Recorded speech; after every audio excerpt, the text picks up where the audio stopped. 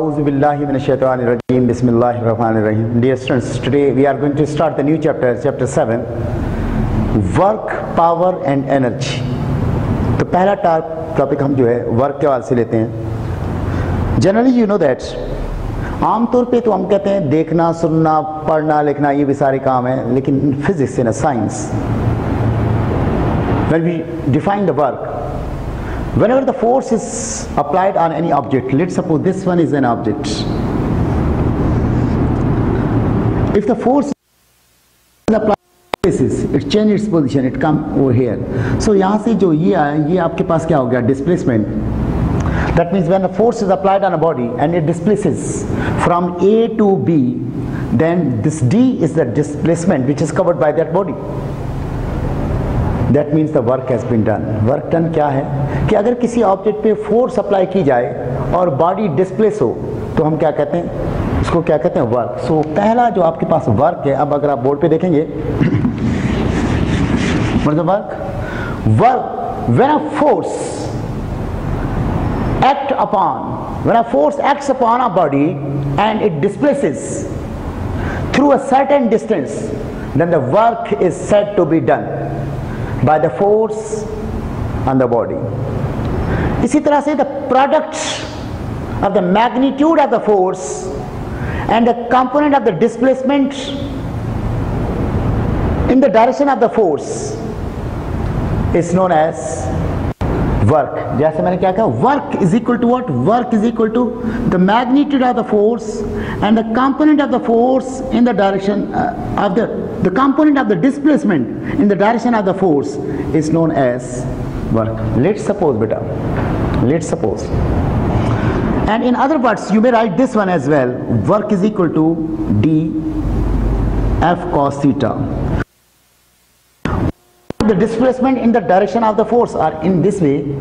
This one is the component of the force in the direction of the displacement. Look at this one. Let's suppose this one is a body, this one is an object which is applied a force at a certain angle theta. When force is applied and body displaces, this one is a displacement. Let's suppose body is transferred from A to B, this displacement is being covered. Now what is the work when this body is displaced from that position A to B?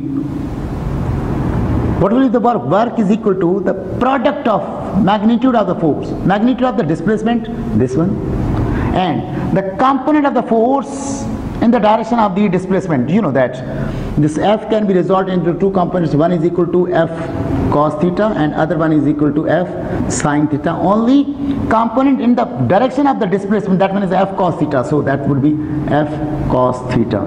So basically this one is a formula for the work is equal to F d cos theta or df cos theta. That's okay because these are the magnitudes. That one is a formula for the work. So dear students, in other words you may say that work is defined, work is a scalar quantity or the dot product of force and the displacement. That means the work is what? Work is the dot product of the force and the displacement. You know that when we talk about the dot product, magnitude of the two vectors F and D and cos of the theta. This one is the formula from the, in terms of the dot product as well. So this is the formula for the work. Cos theta is the component of the displacement in the direction of the force. We have already discussed this one.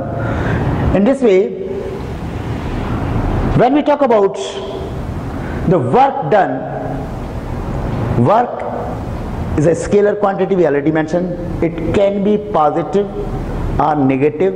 It depends on the angle between the force and the displacement. Now the next topic is types of work. Number one, positive work. Look at the definition. When the angle between force and displacement is less than 90 degree, that means the acute angle, then the work is positive.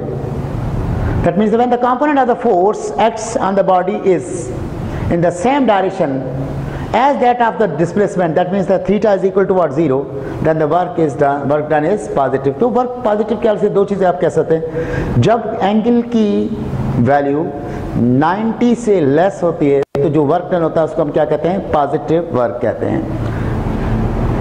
Second, इसकी examples की तरफ अगर हम जाएं, work done by stretching force on a spring, और when a body is lifted the work done is positive. कैसे, suppose करें, देखो बहुत से बच्चे कहते हैं जब लिफ्टेड करते हैं work done against the gravitational field तो माइनस होता है, लेकिन अगर सपोज करें आप फोर्स इस पे अप्लाई कर रहे हैं ऐसे इस तरह से, force is in upward direction, displacement is also in upward direction, that means they both have the same direction, so this one is positive work. Next one is a negative work. Negative work क्या आता है, when the direction of the force is opposite to the direction of the displacement, or in other words you may say when the angle between force and displacement is 180 degree, then the work is said to be negative. Or in other words you may say when the theta is greater than 90 degree, then the work is also negative, means obtuse angle होगी तब भी work क्या होगा, negative. The work done by the gravitational force when a body is lifted, अगर किसी body को lift कर रहे हैं ऐसे ऊपर लेकर जा रहे हैं तो ग्रेविटेशनल फोर्स को डायरेक्शन क्या है, डाउनवर्ड है, डिस्प्लेसमेंट कहां जा रहा है, अपवर्ड. तो दोनों डिस्प्लेसमेंट और फोर्स के बीच में, लेट सपोज यहां से हम बॉडी यहां पे है, इसको ऐसे ऊपर लेकर जा रहे हैं, force is in a downward direction that is weight and displacement is in upward direction. So आप देखें वेट इज इन डाउनवर्ड, तो ये जो एंगल होगी इन दोनों के बीच में ये कितनी होगी, 180 degree. So you may say such type of work is known as negative work. उसके बाद बेटा when a force is at the right angle to the displacement, then work is said to be zero. कैसे, right angle का मतलब theta is equal to what, 90 degree. अभी हमने कहा work का फार्मूला क्या है, F D cos theta. So work is equal to what, F D cos 90 degree. So work is equal to what, F D cos 90 is equal to 0. So work is equal to what, 0. So this one is such type of work is known as zero work. कि जब भी, अब suppose करिए कैसे बेटा, ये देखें, let suppose this one is an object,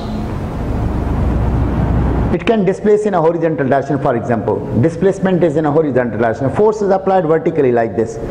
Even you apply thousands Newton of the force, but the body cannot displace because work will not be done, because the angle between this force and displacement is 90 degree. इसी तरह से अगर आप देखें, आप दो चीजें कह सकते हैं, जब एंगल क्या हो, राइट एंगल होती है यानी 90 डिग्री की एंगल होती है तो वर्क जो है नहीं होता. No displacement is produce in the direction of the force. Why, force is applied perpendicularly in examples and the displacement in the horizontal direction, that's why work will not be done. इसी तरह से जैसे इसकी example है, work done bye a force when a person walks on the level surface while carrying a box, no work is done because force has no component in the direction of the motion. कैसे, जब कोई body horizontally ऐसे move कर रही हो और wait जो उसका है, ग्रेविटेशनल फोर्स जिसको आप कहें, that is vertical, displacement is in a horizontal direction. You carry a box like this, you are carrying a box. अगर इस तरह से आप लेकर जा रहे हैं, कैसे, हॉरिजॉन्टल है, मैं कहूं work done by the gravitational force क्या होगा, आप बोलेंगे जीरो. पता है क्यों, gravitational force is perpendicularly downward and displacement is in a horizontal direction. The angle between the displacement and force is 90 degree, that's why work done by the gravitational force is zero. I hope you have got this idea. And then next, अगर आप इसको work की तरफ जाएं, work is a scalar quantity, units की बात करें. Now the next topic is units of work. Joule क्या होता है, इन अ SI system unit and it is defined as when a force of the 1 Newton is applied on a body. Let's suppose this one is the object, 1 Newton, body is displaced and displacement is 1 meter, from A to B, let's suppose body is displaced over here. So from A to B, this one is the displacement, that one is, let's suppose, 1 meter. Then the total amount of the work done by this force displacing this body from one place to another is known as 1 joule. What's the 1 joule? When a force of the 1 Newton is applied and on a body and it produces 1 meter displacement, when the work done is known as 1 joule. So आपके पास 1 joule is equal to 1 Newton meter, means 1 joule is equal to Newton meter, means 1 Newton force is applied and displaces 1 meter, then the amount of the work is said to be 1 joule. So that was the SI unit. And when you come in second unit, that one is in CGS system, the unit of the work is earth, and it is defined as when a force of the one dyne, अर्थ क्या है? CGS system में आपको पता है force का unit क्या होता है? Dine. When one dyne force is applied and body is displaced 1 centimeter, then the amount of the work is said to be 1 earth. 1 earth क्या है? वो वर्क जो एक डाइन फोर्स अप्लाई की जाए और डिस्प्लेस कितना करे? 1 centimetre. That's known as. In CGS system, the unit of the work is earth, and it is defined as when the force of the 1 Newton produces a displacement of 1 centimeter, then the work done is called 1 earth. अच्छा, इसी तरह से बेटा आप कह सकते हैं एक और यूनिट है आपके पास, FPS सिस्टम है, foot pound. In FPS system the unit of the work is foot pound, और इसको एब्रीवेटेड कैसे करते हैं? ऐसे FTL भी आपको याद होगा किसकी साइन है? पाउंड की निशानी. फुट पाउंड इसको पढ़ा जाएगा. In FPS system the unit of the work is foot pound and it is defined as when the force of the 1 pound produces a displacement of 1 foot, then the work done is said to be 1 foot pound. 1 foot pound क्या है बेटा? कि अगर किसी object के ऊपर, ये कोई ऑब्जेक्ट है आपका, इसके ऊपर कितनी फोर्स अप्लाई की जाए? 1 पाउंड, और ये डिस्प्लेस हो जाए, डिस्प्लेस होकर डिस्प्लेसमेंट कितना कवर करे? ये डिस्प्लेसमेंट कितना हो? 1 feet, then the amount of the work is said to be 1 foot pound. एक और small units for the fundamental particles के हवाले से हम आमतौर पे यूज करते हैं, जैसे work done by the electron या work done by the proton, small particle, उनके लिए वो है electron volt. What is the electron volt? In case of the elementary particles, फिर वो एटम्स हो, मॉलिक्यूल्स हो, आयंस हो, the unit of the work and energy is electron volt, and it is defined as the work done to move an electron charge across a potential difference of the 1 volt is called electron volt. क्या है? एक electron को displace करने के लिए आपको पता है, अगर एक कोई कंडक्टर है, let's suppose this one is a conductor, इसके दोनों एंड से, एक एंड A है, दूसरा B है, इन दोनों एंड्स के बीच में पोटेंशियल डिफरेंस यानी V जो रखा गया है वो कितना हो? 1 वोल्ट. और यहाँ पे एक इलेक्ट्रॉन जिस पे चार्ज कितनी होती है? 1.6 इंटू 10 पावर माइनस 19 कूलम. इस इलेक्ट्रॉन को डिस्प्लेस किया जाए A से B तक, तो हमें जाहिर है वर्क होगा. Means when 1 electron is displaced from one end of a conductor to the another end of the conductor, when the potential difference between these two ends is 1 volt, then work is said to be 1 electron volt. तो आप कह सकते हैं 1 electron volt जो है बेटा, 1 electron volt होता किसके बराबर है? देखो 1 इलेक्ट्रॉन पे चार्ज कितनी होती है? 1.6 into 10 power minus 19 coulomb, and this will be the volt. आपको ये भी पता होगा कि कूलम वोल्ट जो है वो बराबर किसके होता है? जूल के. So we can write here 1 electron volt is equal to 1.6 into 10 power minus 19 joule. This one is the conversion between joule and electron volt. यानी इतने जूल जब वर्क डन करते हैं, 1.6 into 10 power minus 19 joule work done जब होता है वो बराबर किसके होता है? 1 इलेक्ट्रॉन वोल्ट के. आफ्टर दैट एक कमर्शियल यूनिट जो है यूज होता है बेटा, खास करके हम इलेक्ट्रिसिटी की जो बिल्स वगैरह आते हैं उसमें हम चेक करते हैं. Kilowatt hour is the unit of the work in terms of the power and the time. It can be defined as, कैसे? सपोज करें, देखें बेटा, पावर का फॉर्मूला क्या है? Power is equal to rate of doing work. So work is equal to what? Power into time. You know that. अब यहां पे अगर देखा जाए पावर का यूनिट वैसे तो क्या होता है? वाट होता है, और किलो का मतलब होता है 1000. मींस अगर 1 किलोवाट पावर प्रोड्यूस किया जाए कितने टाइम के लिए? 1 आवर के लिए. Then the amount of the work is said to be 1 kilowatt hour. What is the 1 kilowatt hour? This one is a commercial unit of the energy, electrical energy basically. आमतौर पे हम किसी भी energy का use कर सकते हैं in terms of the power and the time. और ये 1 किलोवाट जो है कैसे कैलकुलेट किया? 1 किलोवाट इसको क्या है? जब 1000 वाट पावर मेंटेन किया जाए कितने टाइम के लिए? 1 आवर के लिए. तो आप क्या कहते हैं? 1 किलोवाट कहते हैं. आप देखते हैं ना मीटर के बिल्स में आप कहते हैं 1 यूनिट गिरा है, ये यूनिट है कमर्शियल यूनिट का, ये 1 किलोवाट होता है. जब आप मीटर के बिल के ऊपर देखते हैं लिखा होता है आपके जो है 70 यूनिट्स यूज हुए हैं. 70 यूनिट का मतलब 70 किलोवाट आवर यूनिट्स एनर्जी आपने यूज की है. तो वाट को देख के हम इसको पावर का यूनिट आमतौर पे तो नहीं, किलोवाट. और याद रखिएगा पावर के यूनिट के साथ जब भी टाइम का यूनिट आ जाए, तो मैंने पहले चैप्टर में भी आपको एक्सप्लेन किया था कि that's always the energy. So that was the kilowatt hour. उसके बाद एक रिलेशन अगर आप यहां पे देखें,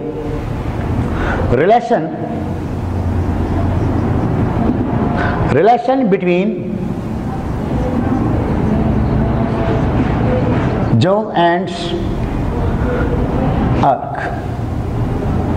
तो यहां पे देखिए आप 1 joule is equal to what? Newton metre. Agreed. So 1 joule is equal to 1 newton किसके बराबर होता है? किलोग्राम मीटर पर सेकंड स्क्वायर के. और ये मीटर ऑलरेडी आपके पास है. अब अगर यहां पे देखा जाए सिस्टम है और किसमें था? सीजीएस सिस्टम है. तो वो करने के लिए हमारे पास किलो का मतलब क्या? 10 पावर 3 ग्राम में आ गया. ठीक है जी, ग्राम सीजीएस में. मीटर नहीं चाहिए हमें, क्या चाहिए? सेंटीमीटर चाहिए. Can I write here 10 power 2 centimetre. ये भी क्या है? Metre. Means 10 power 2 centimetre whole divided by second square.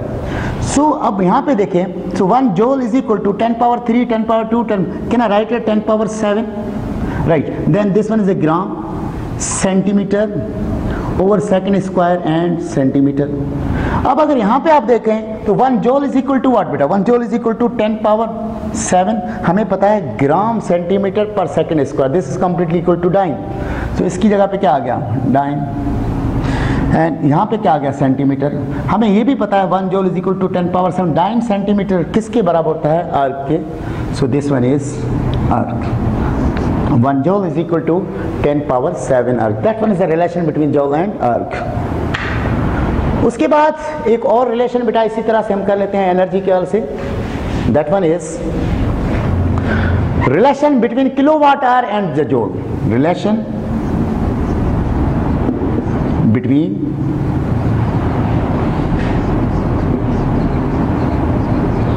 kilowatt hour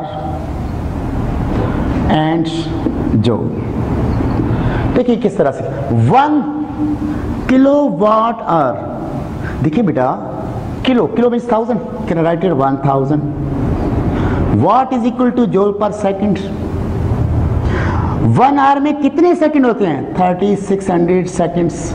so this S cancel, second में कैंसिल हो गया. So 1 kilowatt hour is equal to, अगर इस पूरे को मल्टीप्लाई करेंगे तो हो जाएगा 36123450 जूल. सो 1 किलोवाट आवर, इसको अगर साइंटिफिक नोटेशन में अगर लिखेंगे यहाँ पे लाएंगे पॉइंट. सो 3.6 इंटू 10 पावर देखें 1 2 3 4 5 6 10 power 6 joule. So this one is the conversion between 1 kilowatt and joule. आप इसको ऐसे भी लिख सकते हैं, ऐसे भी लिख सकते हैं 1 kilowatt hour is equal to 3.6 10 power 6 आपको पता है ना मेगा कहते हैं. So you may write here mega joule. ये भी कर सकते हैं. बेसिकली हमारे पास जो ड्राइव हमने ये करना था, हमने कहा था जूल में कितना होगा 3.6 इंटू 10 पावर 6 की. उसको अगर मल्टीपल्स में लिखना चाहें तो मेगा जूल भी लिख सकते हैं. उसके बाद बेटा एक कॉन्सेप्ट है कंजर्वेटिव फील्ड होती क्या है. कंजर्वेटिव फील्ड क्या होती है? ऐसी फील्ड जिसमें क्लोज पाथ में वर्क डन जीरो, उसको हम क्या कहते हैं? Conservative field. जैसे हम अर्थ की तरफ चले जाएं, the space are region around the earth within which it exerts a force of the attraction on the other bodies is known as its gravitational field. You know, अगर suppose करें ये बेटा अर्थ है, this one is the अर्थ, इसके around जो space है, जहां पर किसी और बॉडी पे अगर ये फोर्स ऑफ अट्रैक्शन अप्लाई कर रही हो, ग्रेविटेशनल फोर्स कर रही है, तो उस पूरे रीजन को, उस पूरे स्पेस को, उस पूरी एरिया को हम क्या कहते हैं? क्या कहते हैं? ग्रेविटेशनल फील्ड कहते हैं। क्या कहते हैं? Gravitational field. Everybody in the gravitational field experience a force which is equal to its weight and is directed towards the center of the earth। जो भी कोई भी बॉडी जिसमें मास है, अगर वो ग्रेविटेशनल फील्ड के अंदर है तो वहां पे एक फोर्स एग्जर्ट होती है, उसको उसका वेट भी कहते हैं, या उस फोर्स, और वेट की आपको पता है डायरेक्शन हमेशा कहाँ होती है? Towards the centre of the earth होती है। So the work done between the two points in a gravitational field is independent of the path. क्या मतलब यहाँ पे? सपोज करें ये अर्थ है, this one is earth, this one is the gravitational field. अगर एक ऑब्जेक्ट को ए से बी पे लेकर जाना है, फिर आप चाहें तो यहाँ से लेकर जाएं, चाहें तो आप यहाँ से लेकर आएं, चाहें तो आप यहाँ से लेकर आएं, लेकिन अगर स्ट्रेट यहाँ पे लेकर आएं, ये डिस्प्लेसमेंट आपका है। ये जो है डिपेंड किस पे करता है? Change in initial and the final position पे।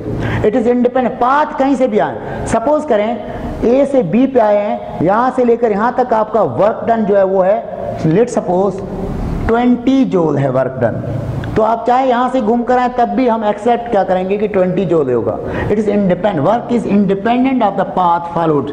So remember one thing, in a conservative field, a field in which the total work in moving a body along a path or a loop is zero is called the conservative field। ऐसी field जिसमें close path के अंदर work done क्या हो जाए? Zero, that's known as a conservative। Since in a gravitational field work done along a closed path is zero, therefore it is called a conservative field। मतलब क्या हुआ कि ये जो ग्रेविटेशनल फील्ड है ना बेटा अर्थ की, उसके अंदर भी क्लोज पाथ के अंदर वर्क डन क्या हो जाता है? जीरो हो जाता है। That's why it is also known as a conservative field. Gravitational field is a conservative field. फिर फोर्स जो है, या तो फोर्स कांस्टेंट अप्लाई की जाती है या वेरिएबल। अगर हम a variable force is that force whose magnitude direction are both change as it acts. ऐसी फोर्स जो अप्लाई करने से या तो फोर्स का मैग्नीट्यूड चेंज हो जाए या उसकी डायरेक्शन चेंज हो जाए, या दोनों ही चेंज हो रहे हो, तो ऐसी फोर्स को हम क्या कहते हैं? वेरिएबल फोर्स कहते हैं। That means the work done in this field is calculated at any each instant and it is the area under the curve of the variable force time graph. Force time graph क्या देखिए ना, ये किस तरह से हो गया? अब सपोज करिए ये ग्राफ क्या से पहले फोर्स कम हो रही है, ज्यादा, तो एरिया है under this curve, under this curve, this area, that's known as work on PV diagram के से अगर जाएंगे आप तो बेटा यहाँ पे ये जो है आपके पास टाइम ग्राफ के से ये जो अंडर कर्व जो ये एरिया है, इसको हम क्या कहते हैं? वर्क कहते हैं। And that work is done by the variable force. That's all for today. May God bless you, and inshallah in the next chapter we will go through the power and the energy. Thank you.